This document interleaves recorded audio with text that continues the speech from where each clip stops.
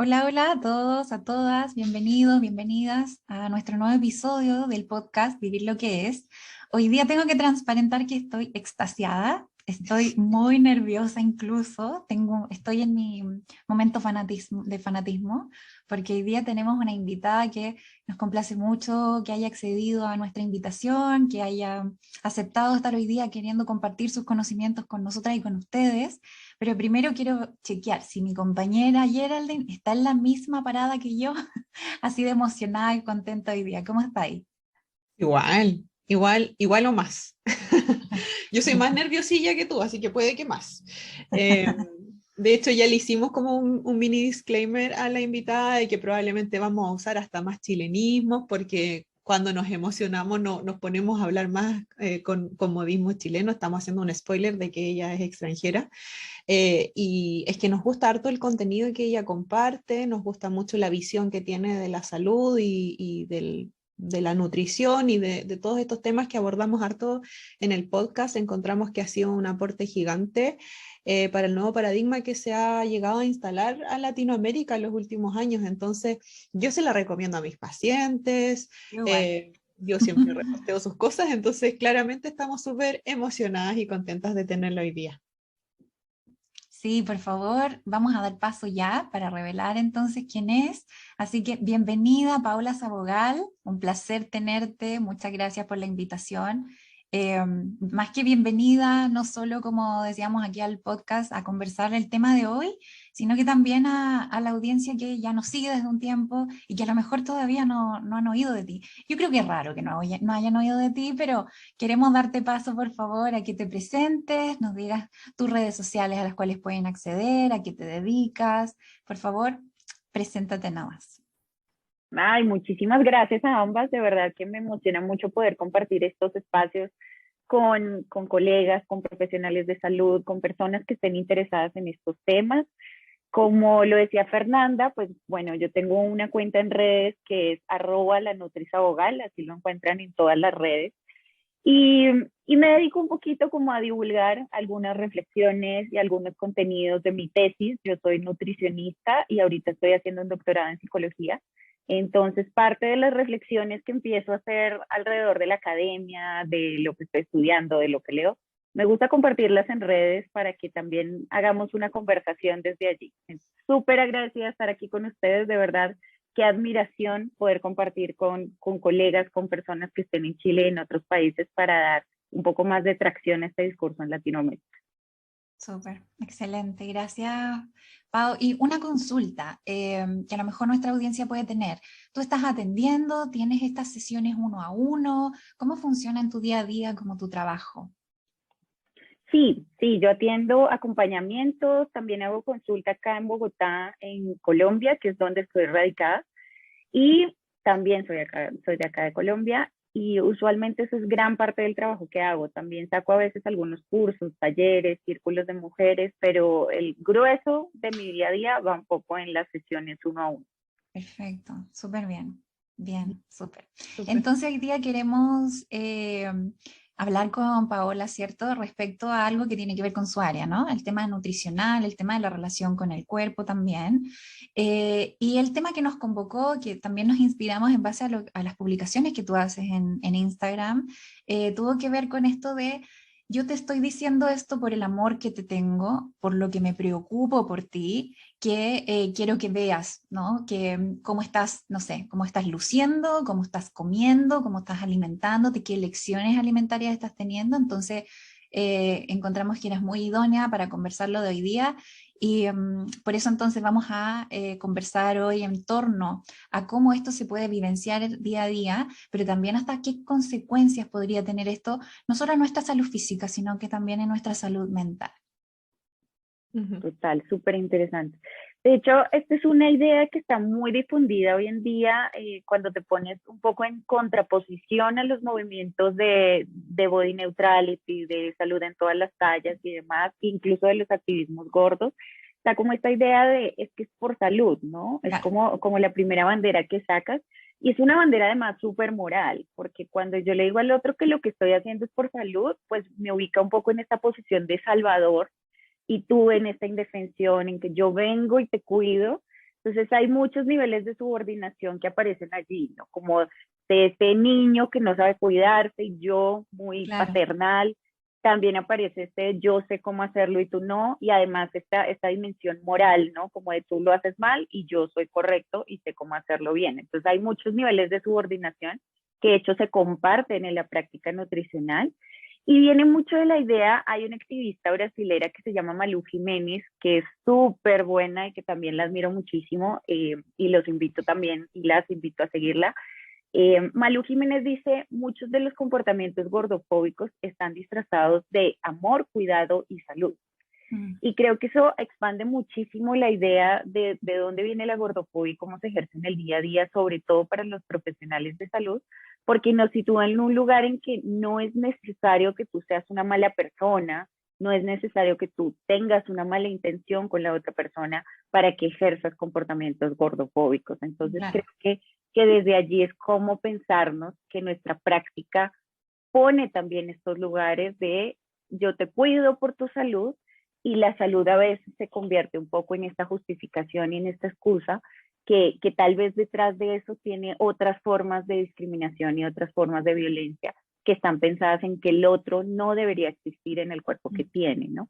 Hay unas entrevistas de mi tesis, por ejemplo, que hay algunas chicas que dicen, es que no es por salud, es porque le fastidia visualmente a las personas, no, sí. y eso es una forma de asumir lo que me parece muy interesante, ¿no? Cómo visualmente a veces algo perturba, yo no sé si lo diría fastidia, pero perturba, y en la Mm, medida en que te perturba, pues de alguna forma quieres que no esté, ¿no? Y se justifica de diversas narrativas. sí. Muy Sí. interesante eso de como dos puntos muy claves que tienen el trasfondo del tema de hoy, que por un lado infantiliza, ¿no? Como que deja como subordinada, como decías tú, como desde el yo sé más que tú, por esto te digo, esto por amor, porque yo sé más, porque yo lo he hecho por mí, por ejemplo. Pero también que tiene una carga, incluso el que si tú lo escuchas no suena violento, pero detrás de lo que implica la repercusión como emocional y de salud mental es muy violento. Mm, sí, de todas maneras. Y sabes lo que me gusta mucho del contenido que compartes, Pau. Último momento, fangirl, pero es que tengo que decirlo. Y también lo relaciono con lo que acabas de decir, porque siento que es primordial en cambiar este paradigma, es devolverle voz a las personas que están al otro lado de la consulta, es prestar atención a cómo ellas han vivido este sistema de salud que supuestamente las intenta guiar y orientar hacia una mejor salud, pero que las formas están logrando todo lo contrario y lejos de acercarlas a una mejor salud, las aleja. Y necesitamos validar esos discursos. Por eso me gusta tanto que tú siempre menciones activistas y que valides esas experiencias como parte primordial de tus investigaciones, ¿cachai? No solamente lo que dicen los papers con respecto a los estudios metabólicos de tal y tal y tal cosa, que no digo que no sean valiosos, obviamente que lo son, pero también necesitamos prestar atención hacia cómo la persona se siente en este contexto para seguir ciertas indicaciones que efectivamente podrían ir en pro de su salud, pero si yo no me siento segura aquí, no las voy a poder seguir, no voy a acceder a la consulta de salud, no voy a adherir a este tratamiento, me va a generar incluso un trauma. Yo creo que a ustedes les ha tocado acompañar procesos terapéuticos, a mí también, en donde personas realmente te hablan de situaciones traumáticas con profesionales de salud, lamentablemente. Entonces, llegar a validar esto también y a mostrarle a la sociedad de, por favor, prestemos atención a lo que las personas han vivido, siento que de verdad que es muy valioso. Así es que me deja como súper contenta que estemos difundiendo esto hoy día. Sí. Sí.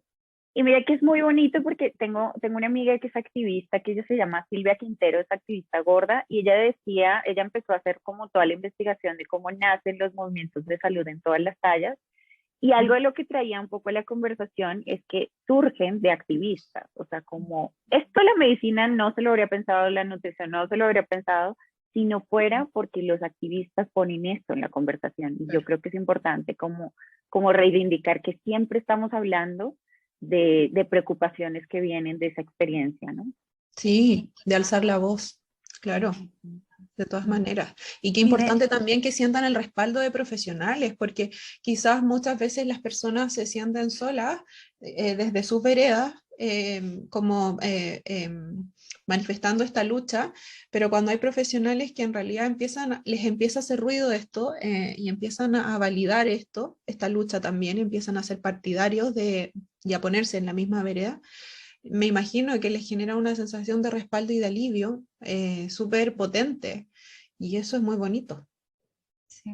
Y qué buen disclaimer, ¿ah? Como esto último de, o sea, nosotras tres estamos hablando acá, las tres somos profesionales, acompañamos procesos humanos, eh, pero no somos nosotras las inventoras de este tema de hoy día. O sea, somos portadoras de una voz que viene de antes de nosotras. Entonces, Obvio. o sea, desde la humildad misma y desde las plataformas que podemos tener para ayudar a masificar este contenido, este mensaje de hoy, o sea, eso es lo que nos convoca hoy, no como dueñas ni querer como apropiarnos de algo como esto, porque igual eso quería introducir, siento yo que es muy importante, Pau, hablar de si esto también, este discurso proviene de un privilegio de la delgadez, por ejemplo. El te lo digo por amor, te lo digo porque te amo, porque te quiero, porque yo a lo mejor como estoy viviendo un privilegio como ese, entonces yo quiero que, como este es el privilegio que hay que acceder o que hay que buscar en, como propósito de vida prácticamente, es que yo necesito que salgas del otro, porque en el otro no gozas de estos privilegios, ¿no?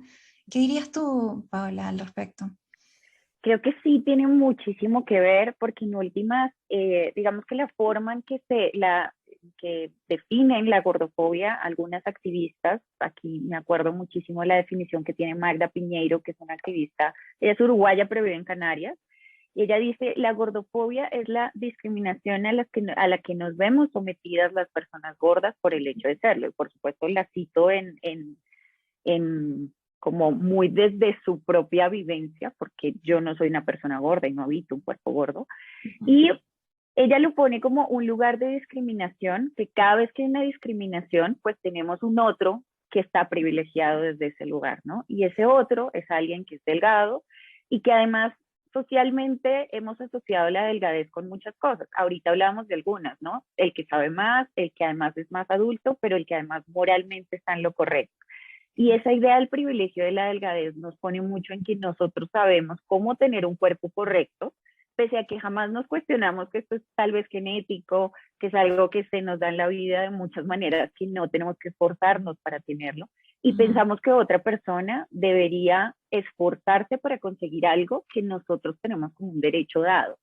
Claro. Y eso es parte también de mucho de lo que yo creo que se cuestiona o yo por lo menos cuestiono de las prácticas de nutrición, y es esta forma en que se asume que una persona que llega a tu consulta puede consumir una alimentación de 500, 600, 800 calorías, que en realidad es un poco como deshumanizar al otro en la medida en que yo tengo un privilegio que me hace no tener que hacer ningún esfuerzo y siento que el otro sí debería hacerlo por sí mismo. Entonces creo que se genera también una lógica ahí muy difícil que termina por pensar que el otro es un poco menos humano y se puede restringir del placer y puede pasar hambre y puede hacer una gran cantidad de cosas que nos nublan mucho la empatía desde ese lugar, ¿no? Absolutamente. Y de hecho se llega a traducir en situaciones cotidianas muy violentas que quedan muy marcadas en la memoria de las personas. A mí hay pacientes que me dicen, yo tengo absolutamente grabado cuando estaba a los 9 años en mi primera dieta comiendo lechuga en un cumpleaños y el resto de mi familia comiendo torta o no sé, algún otro tipo de alimento que yo deseaba mucho, pero yo no lo tenía permitido y tenía que callármelo. Y obviamente eso fue la génesis de muchas conductas alteradas que se vinieron a largo plazo. Y con esto ojo, que no queremos enjuiciar a nadie que quizás está gozando de un privilegio delgado y que a lo mejor ha caído en este tipo de conductas, sino que queremos estimular a esta reflexión de decir, oye, quizás yo sí estoy gozando de este privilegio, quizás sí he emitido mensajes que han afectado a otras personas y ya es momento como de someterlo un poco a esta lupa y de decir, está impactando en el resto de cierta manera. Siempre es momento, yo creo que cualquiera va a ser el momento indicado para empezar este proceso de introspección al respecto, porque las personas siempre se van a beneficiar de que empecemos a generar el cambio, empecemos a ser partícipes de este cambio. Sí, totalmente. Y eso que marcas, Gerald, es muy importante porque en últimas, por lo menos como yo defino un privilegio, es algo que para ti o no existe o es irrelevante. O sea, como cuando tú tienes un privilegio, hay un problema que alguien tiene que para ti no existe o es irrelevante. O sea, y eso hace que te nuble. O sea, no es que no lo quieras ver, es que no lo puedes reconocer, ¿no? No existe, para ti nunca lo has vivido, en tu experiencia no ha estado. Entonces creo que ese es el lugar desde donde visibilizar estos discursos es muy importante, porque de otra manera es muy difícil que nos demos cuenta como en qué cosas estamos de alguna forma pudiendo ser violentos, ¿no? Sí, súper importante esto me acordé al escuchar a ambas, de que yo incluso no solo lo he escuchado bastante a mi alrededor, en mi historia, digo, no solo ahora en mi historia, sino que incluso yo sí llegué a pensarlo, esto de las personas gordas son personas que no se aman a sí mismas, son personas que no se cuidan, son personas que se dejan estar, ¿no? Como que intencionadamente ellos están allí y que por falta de voluntad, por falta de amor propio, falta de autocuidado, es que están allí. Eso es una decisión, estar en ese cuerpo, ¿no?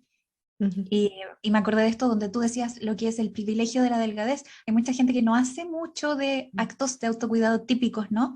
Y que están en un cuerpo delgado, no necesariamente así saludable, ¿verdad? Pero que no con mucho esfuerzo están en ese puesto, o están con ese tamaño determinado. Porque hemos visto que o lo hemos dicho igual, los determinantes de la salud son más de 100.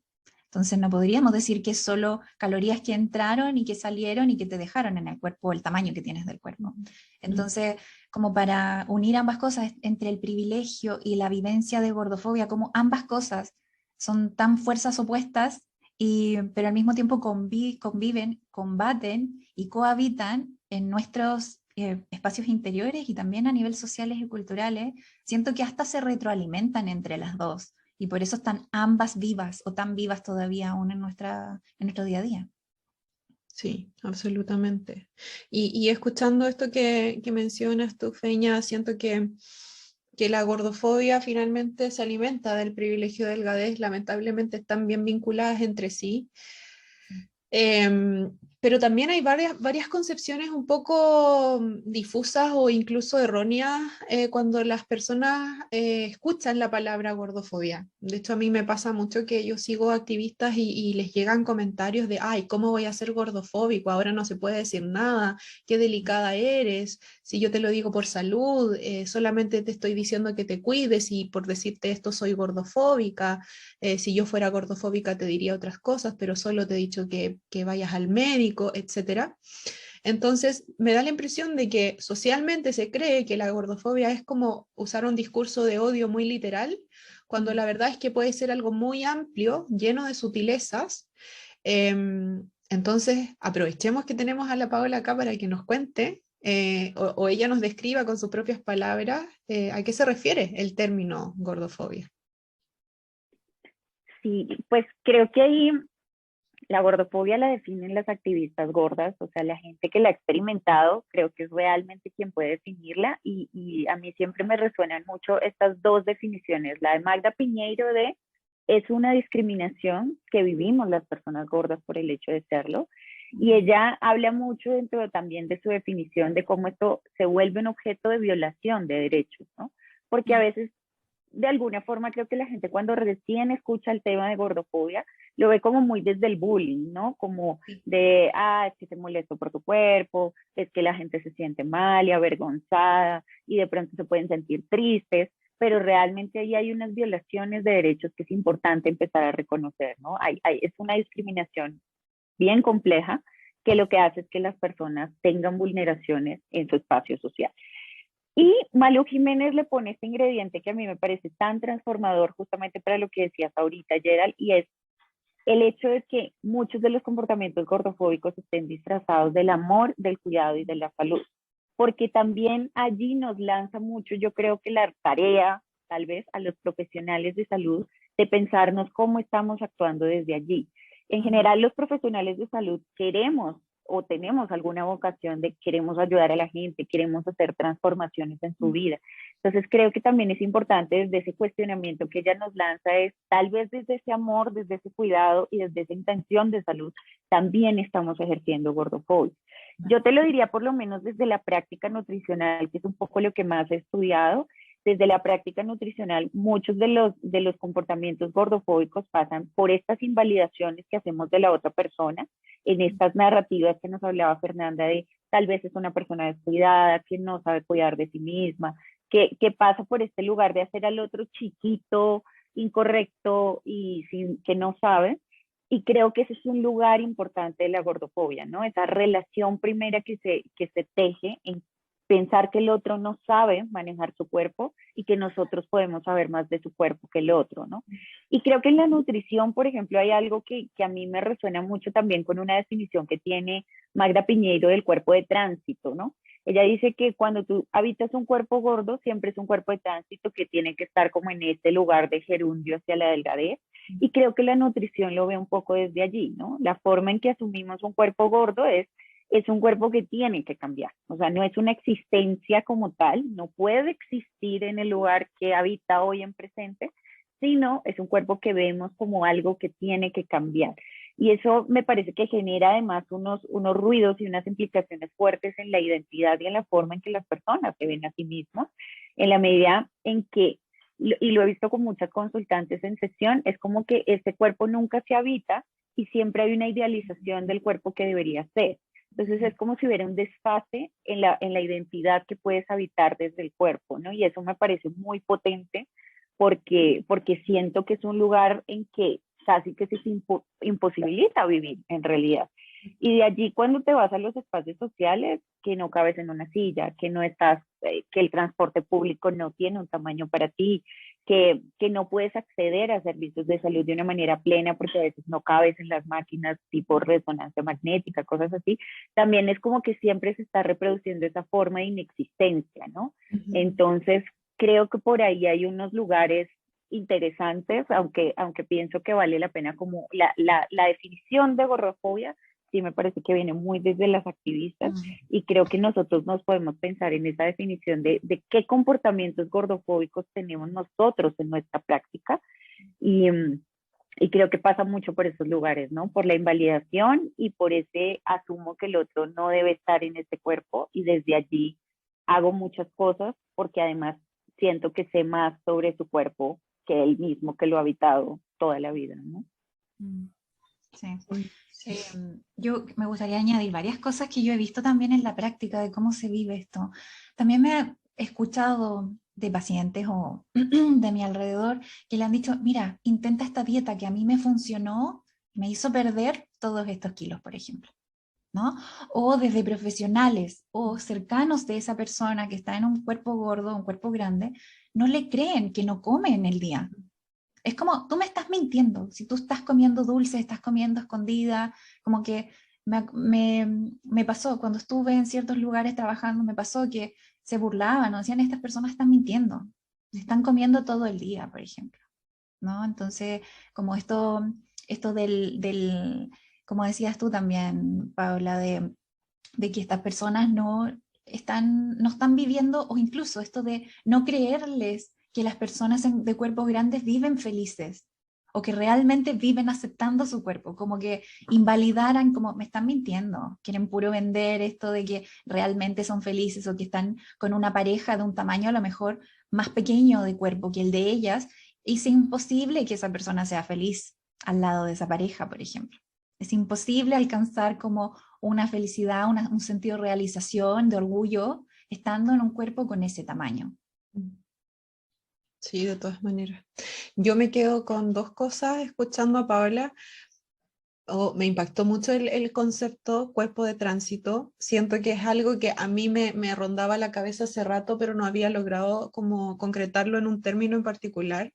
Siento que representa mucho a personas que viven en cuerpos gordos, que efectivamente sienten que necesitan pausar su vida para lograr ciertas cosas, para lograr una modificación corporal y obviamente se depositan muchas esperanzas en lo que va a ocurrir cuando logre este cuerpo, lo peligroso que puede llegar a ser ello, no solamente desde un punto de vista fisiológico, metabólico, porque puedo llegar a extremos para lograr este cuerpo, sino también desde un punto de vista identitario, emocional, que yo enfoque toda mi atención en los métodos para lograr este cuerpo, me desvincula a veces de mis relaciones, me desvincula de lo que me gusta, pauso cosas, dejo de compartir con otras personas, dejo de explorar mi creatividad, no sé, cosas súper concretas por estar en este proyecto, que muchas veces es muy celebrado, porque a lo largo, al final de la meta, ¿cierto? Está este cuerpo que me va a permitir salir de este cuerpo de tránsito que decías tú, muy potente. Y también me pasa al escuchar este término que también efectivamente quizás pasa que en algunas personas que están haciendo cambios de hábitos desde un punto de vista más compasivo, a mí me ha pasado con pacientes que llevan tiempo en terapia, llevan tiempo también acompañándose con nutricionista, afortunadamente han logrado cambios mentales súper positivos y están ejerciendo un autocuidado muy compasivo, muy paciente, no poniendo el foco en el peso y yo muy feliz también por todo esto. Llegan a una consulta a veces y son juzgados porque todavía están en un peso alto a pesar de que están haciendo todas estas cosas. Claro. Entonces la persona todavía siente que su cuerpo no es válido incluso cuando está siendo cuidado. Por lo tanto, ¿qué se genera en la mente de esta persona? No, esta metodología no es válida. Si el médico o tal profesional me está diciendo de que en realidad, claro, me estoy cuidando y suena muy bonito, pero todavía necesito perder peso, entonces tengo que volver a otra fórmula, a algo que es mucho más rígido y qué sé yo. Por lo tanto, mi corporalidad siempre va a estar errónea frente a los ojos de estas personas que tienen una mirada gordofóbica. Y la insuficiencia, esto de nunca es suficiente lo que hago por mí, siempre estoy fallando en algo. Sí, y el asumir, a mí de verdad es que me da rabia. Yo lo digo con todas sus palabras. Yo le digo a mis pacientes a veces, ¿sabes qué? Me da rabia lo que me estás contando.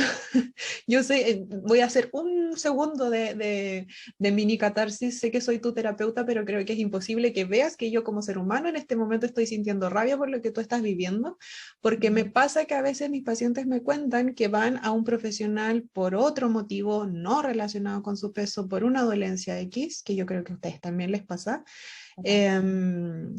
Y lo ven o la ven y asumen cosas, asumen que tienen patologías crónicas, asumen que tienen ciertos hábitos, asumen que tienen que perder peso, etcétera, etcétera, etcétera, cuando de partida ni siquiera ese era el motivo de consulta.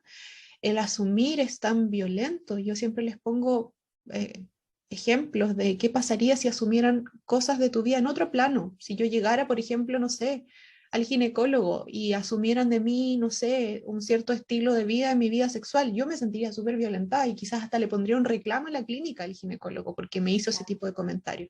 Pero está súper normalizado que si, no sé, el traumatólogo o el broncopulmonar me hace un comentario con respecto a mi cuerpo o asume algo con respecto a mis hábitos, yo lo callo porque es su deber como concientizarme, supuestamente. Entonces, es súper problemático eso también, el tema de asumir. Uf, qué, qué intenso. Y en eso que estabas diciendo, me acuerdo mucho también algunos de los comentarios que salían en las mujeres que participaron en mi tesis. Estaba, por ejemplo, también futurología, ¿no? Como es que si no haces esto y no pierdes peso, te van a cortar una pierna porque te va a dar diabetes o tu expectativa de vida van a ser 35 años, que también hay grandes preguntas sobre qué es la salud mental, ¿no? Cuando todas estas formas de asumir también te llevan a lugares en que seguramente, como tú lo pones, que me gusta que lo pones en otra situación para ver cómo suena, y es, si tú vas a un oncólogo que está hablando con un paciente terminal, no le va a decir de esta manera, como con tanta ligereza, te vas a morir o te van a cortar una pierna, y a veces son cosas que tienen un impacto pues muy fuerte en las personas que las reciben, ¿no? Sí, de todas maneras. Totalmente. Ujú, absolutamente. Chicas, ¿ustedes creen que esto que estamos conversando impacta en que las personas también empiezan a internalizar esta creencia de, ah, claro, he escuchado este discurso tanto tiempo que quizás realmente estoy en este cuerpo porque no me cuido o porque no me quiero, porque no tengo una buena relación conmigo, como que es algo que finalmente se alimenta a sí mismo? Sí, absolutamente. Lo he visto muchísimo en sesiones, he tenido consultantes que me dicen, mira, yo toda la vida me creí perezosa Ujú, y de hecho yo ni siquiera hacía ejercicio porque yo decía, pues yo soy perezosa, soy gorda, soy perezosa.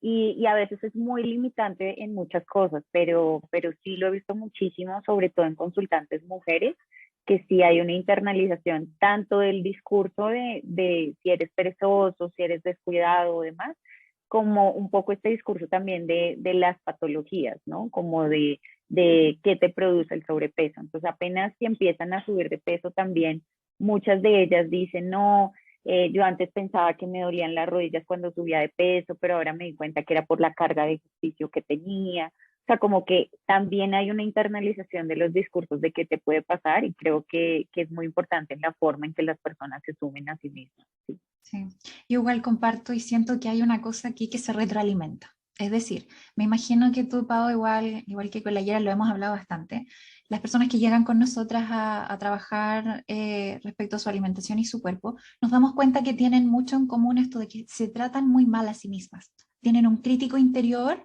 demasiado potenciado. Está muy nutrido eso en ellas. Entonces, y esto viene, no es que uno nace con esto, ¿no? Lo hemos dicho que se ha construido por la socialización. Y si vivimos en una cultura de dieta, en una cultura que habla o te muestra los privilegios de la delgadez, las contrariedades que existen o lo peligroso o lo feo o lo vergonzoso que es vivir desde la gordura o desde el cuerpo gordo, por ejemplo, todo eso se retroalimenta, ¿no? Como de discurso afuera, idéntico discurso adentro. Entonces, potencia que yo a mí misma me identifique o me genere mi propia etiqueta de es que yo no me amo, es que yo no soy inútil en esto, es que yo no sé cuidarme, es que yo no tengo a lo mejor lo necesario para llegar a tener este cuerpo tan deseado e idolatrado que existe a nivel social. Entonces siento que como que se retroalimentaran ambos aspectos, tanto el interior como lo que uno percibe desde el exterior también. sí. Y yo siento igual que yo siempre digo lo mismo, la cultura de dieta toma diferentes formas, siempre se hace mucho más estratégica como para lograr que las personas nos sometamos y seamos obedientes a estos mandatos y me ha pasado el último tiempo algo súper interesante que se está vendiendo el discurso del amor propio como algo muy impuesto y por lo tanto las personas que están leyendo esto, que están estudiando esto, de qué manera lo interiorizan es como decir, ah, claro, yo tengo que trabajar para lograr un amor propio y cuando yo logre eso, voy a lograr cuidarme y voy a lograr quererme y etcétera, etcétera, como algo exclusivamente personal y Mm. totalmente desvinculado de los mensajes que han recibido, de cómo se han socializado, de lo violento que, las cosas violentas que han tenido que presenciar o que su cuerpo ha vivido, de la restricción física a la que han tenido que someterse y adaptarse. Entonces, me parece que, insisto, toma diferentes formas, es como un camaleón. Yo le digo a mis pacientes como, suena precioso esto que tú quieras trabajar el amor propio. Yo no te estoy diciendo que esté mal. Si tú logras en algún momento decir yo me amo, perfecto, pero no sientas que es un requisito para poder cuidar de ti o que es un requisito para poder aceptar este cuerpo que tienes en este momento. No necesitamos modificar tu cuerpo para que recién ahí tú digas me amo o no necesitamos que te ames absolutamente para que recién ahí tú puedas aceptar cómo te ves. Sí. Em, Y de hecho, hasta eso mismo que dices tú, me acordé de por qué son tan dañinas cuando vemos en redes sociales estas fotos del antes y el después.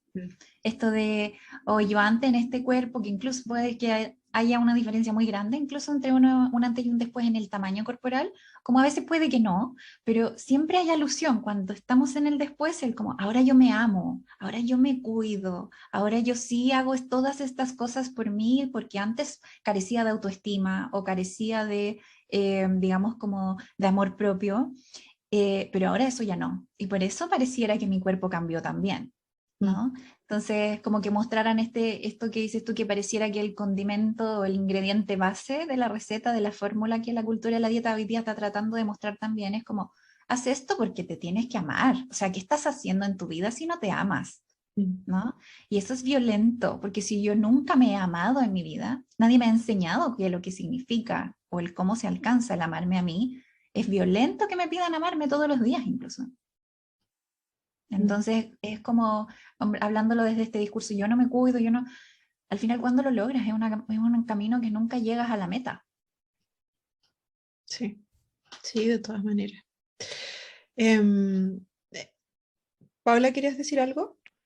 Sí, iba a anotar una que se me viene, ahorita estoy revisando muchas de las conversaciones que tuve con lo del el proyecto de la tesis, y un chico justamente, un hombre gordo, él decía, pues hablaba mucho de este discurso del amor propio, él decía, además te venden, o sea, es una sociedad que te destruye el amor propio y luego te dice que tienes que tener amor propio y te obliga a tenerlo, pero además es una idea muy del amor propio, muy lo que considera la sociedad que es el normal del amor propio, ¿no? Entonces, tenés amor propio, haz ejercicio, ten amor propio, haz dieta.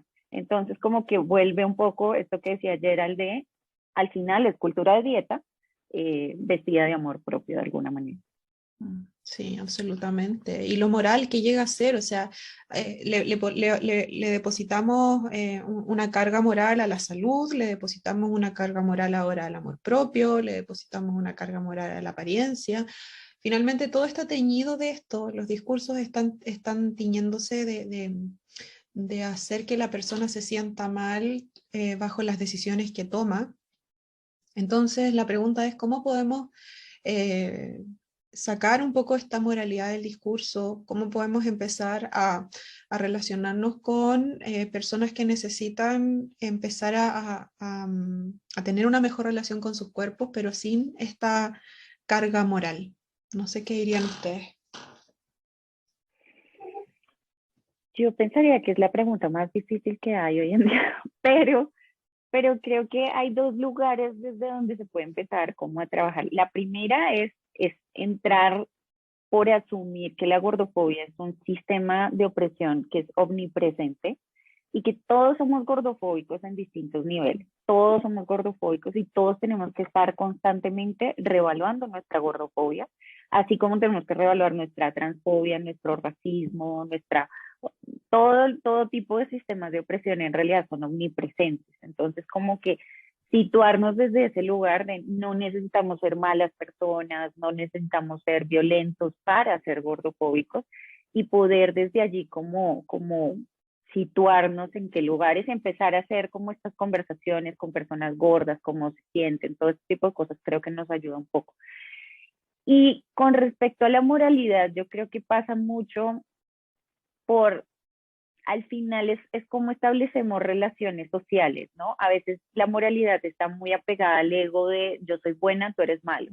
Entonces, de alguna manera, creo que es como cuestionarnos la forma en que establecemos relaciones sociales, porque al final siempre las ideas del bueno y el malo lo que hacen es fragmentar la sociedad, ¿no? El que es deficitario y el que está bien, el que es correcto y el que es incorrecto. De alguna forma es una fragmentación social y el acercarnos al otro pasa un poco por ese reconocerlo, reconocer que tiene algo que aportarnos y que ni soy mejor, ni soy más correcto, ni soy más nada, sino simplemente pues al final todos somos seres humanos, hayamos hecho lo que hayamos hecho y creo que ese es el lugar donde nos podemos acercar a la vivencia del otro, ¿no? A reconocerlo como un ser humano igual a nosotros. Judith Butler, que es una feminista maravillosa que admiro un montón, habla del poder que tiene la vulnerabilidad para esto, ¿no? De reconocernos como soy tan vulnerable como el otro y de alguna manera poder sentarnos desde ese lugar en que yo no estoy arriba y tú abajo, sino ambos desde la vulnerabilidad nos conectamos, ¿no? Ambos nos vamos a morir, ambos somos Mm. vulnerables a muchas cosas y eso pues nos puede posicionar un poco más horizontal porque siento que al final la moralidad es una relación de poder. Entonces, suavizar esa relación de poder nos ayuda tal vez un poco a acercarnos al otro, pensaría.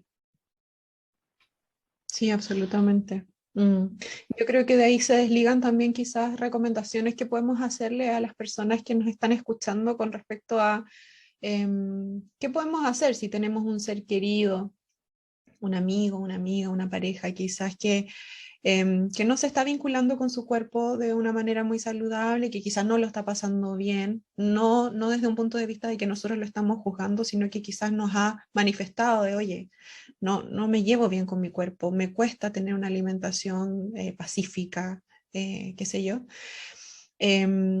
Y queremos no caer en este discurso, ¿cierto? De decirle, oye, por favor, pierde peso, como la persona ya sabemos que tiene espejo en su casa, ya sabemos que está problematizando esto, por lo tanto, ahora las sugerencias que queremos hacer provienen desde otra perspectiva. Estoy totalmente de acuerdo contigo de que la moralidad y como tratar de instalar esto nunca va a ser bien recibida por las personas porque genera esta jerarquía, genera que de alguna manera yo sienta que nunca lo voy a hacer bien, porque la moralidad te entrega polos.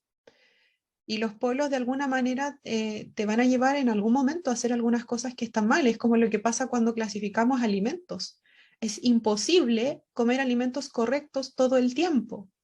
Y por lo tanto, cada vez que yo como un alimento incorrecto, se van a gatillar en mí emociones que me van a llevar a una sensación de descontrol o a una sensación de culpa que siguen dando vuelta la rueda de restricción, de regulación.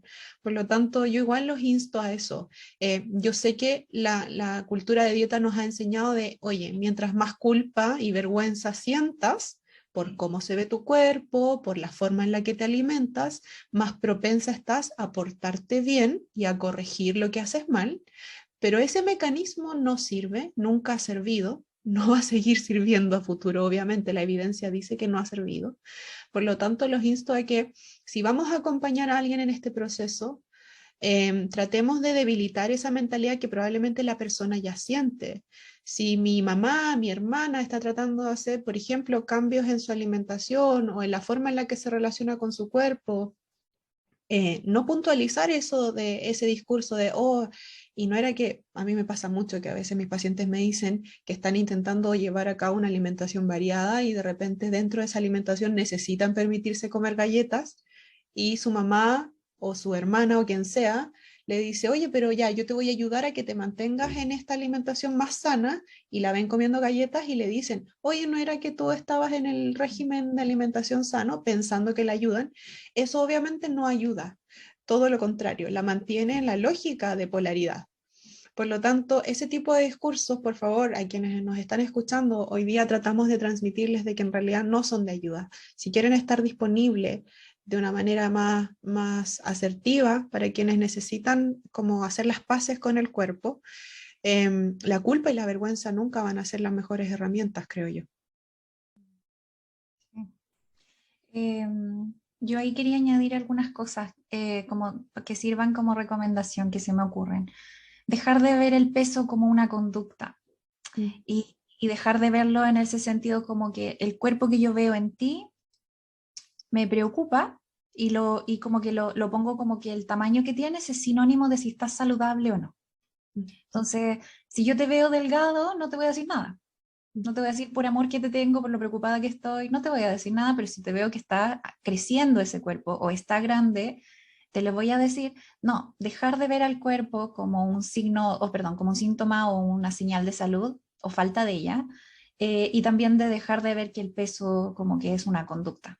El peso no es algo que uno modifica, ¿no? O no es algo que uno hace per se como para poder tenerlo.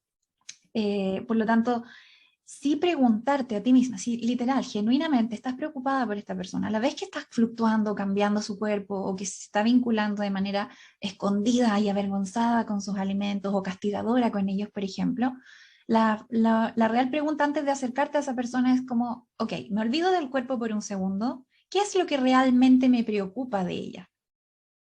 ¿Es que a lo mejor está triste? la veo que está aislándose, esas sí son conductas. La veo que está llorando constantemente, la veo que a lo mejor, no sé, está a lo mejor utilizando algún tipo no sé, de vestimenta, que a lo mejor yo antes la veía que usaba más colores, ahora anda solo de negro, por ejemplo. Eso sí puedes visibilizarlo, porque eso sí es visible y pueden ser indicadores que los psicólogos los notamos. Son parte de las cosas que uno recaba como información de, oye, ¿por qué? ¿Qué ves distinto? Eso sí son conductas. Entonces, a eso es donde tiene que apuntar, siento yo, tu discurso, si genuinamente te preocupa a alguien. Olvídate del cuerpo por un segundo y pregúntate a ti, ¿qué es lo que realmente me preocupa de esta persona para yo mostrárselo? Y de hecho, ese es el siguiente paso, preguntarle, ¿te has sentido más triste? Te veo yo que te veo más triste o más aislada este último tiempo. ¿Es así? Y que la persona construya su problemática. No vayas tú dirigida a como yo sé lo que te pasa, yo sé lo mal que estás, a pesar de que sea evidente. Vuelvo a insistir, ¿no? Incluso si tú eres mamá, papá o eres cuidador de alguna persona que es menor de edad y que necesita obviamente ser más dirigida, más conducida a buscar ayuda, tú no le construyas un motivo de consulta. Puedes ofrecerle, mira, ¿te has sentido rara? ¿Te has sentido mal? ¿Te gustaría que te llevara algún profesional? Y eso es lo otro, la última indicación es como busquen, hoy en día hay muchas más opciones que a lo mejor antes, profesionales que vayan alineados con lo que estamos hablando hoy día. Profesionales, comillas, deconstruidos, que ya han visto que la salud no está en el cuerpo, en el tamaño de un cuerpo, o que derechamente se han cuestionado el tema del IMC, eh, han visto que existe la gordofobia y la cultura de dieta. Ir a profesionales que sepan que van a poder ayudarlos realmente, o que van a ir alineados con lo que tú buscas, que sea más respetuoso y mucho más como alineado con lo que también quieres para esta persona que es importante para ti. Necesitaba sacar esto de mi sistema. Qué bonito, Fernanda, de verdad, muy, muy lindo. Y creo que incluso para las personas que de pronto nos escuchan, no sé, profesionales y demás, que no conozcan todavía estos abordajes, también escuchar. O sea, salud en todas las tallas no sería necesario si lleváramos años escuchando las experiencias de las personas. Entonces, creo que con eso es una puerta de entrada para poder hacer un abordaje mucho más inclusivo sin siquiera conocer qué es un abordaje inclusivo.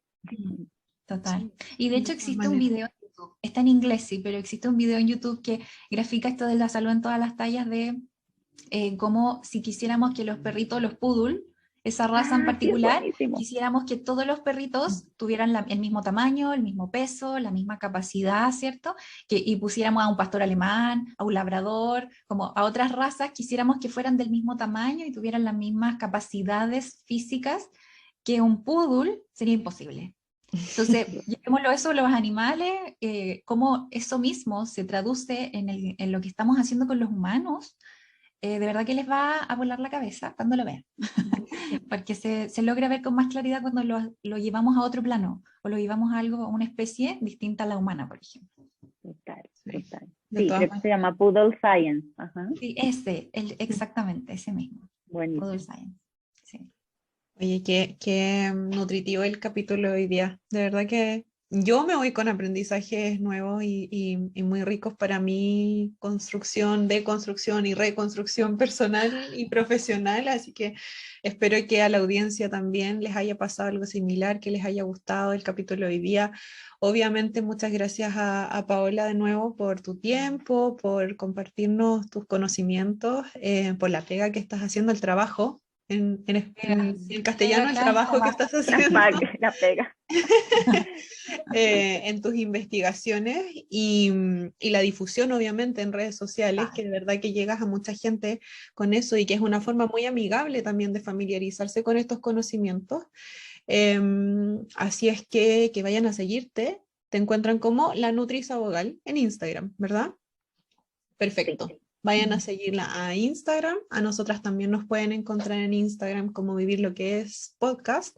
Y Si es que nos quieren escribir algo quizás más extenso, quieren hacer su catarsis de algo relacionado con lo que conversamos hoy día, lo pueden hacer también por correo electrónico a vivirloques@gmail.com. No se olviden, por favor, de valorarnos en Spotify. Nos pueden poner estrellitas. Si nos quieren poner 5 estrellitas, nosotras felices, pero sean sinceras, valórennos como lo deseen ahí. Y la campanita que les avisa cuando subimos nuevos episodios para que queden suscritos y suscritas al podcast. No sé si quieres agregar algo más, Feña, antes de cerrar. Sí, añadir de nuevo, reiterar las gracias, Pau. Muy valioso el aporte que nos brindaste hoy día tan humilde y abiertamente. Y quisiera yo también saber cómo terminas, cómo te sentiste, cómo fue para ti esta experiencia hoy día. No, feliz, de verdad estoy muy agradecida y siempre siento que estos espacios de conversación nos ayudan un poco a hacer catarsis, como lo decían ustedes, pero también a llevarnos nuevas cosas, como abrir posibilidades para pensarnos en lo que no nos habíamos pensado. Entonces es maravilloso poder compartirlo con ustedes y de verdad muchísimas, muchísimas gracias. Ay, qué bien. Gracias, Pau. Invitadísima cuando gustes nuevamente, si hay algún tema, algo que tú dices, necesito hablar esto y quiero tener alguna plataforma, nosotras encantadas. Así que, y lo mismo si podemos hacer algo por ti, como para tu difusión y todo el trabajo tan valioso que haces, también está toda la opción ahí disponible para ti. Ay, de verdad, muchísimas, muchísimas gracias.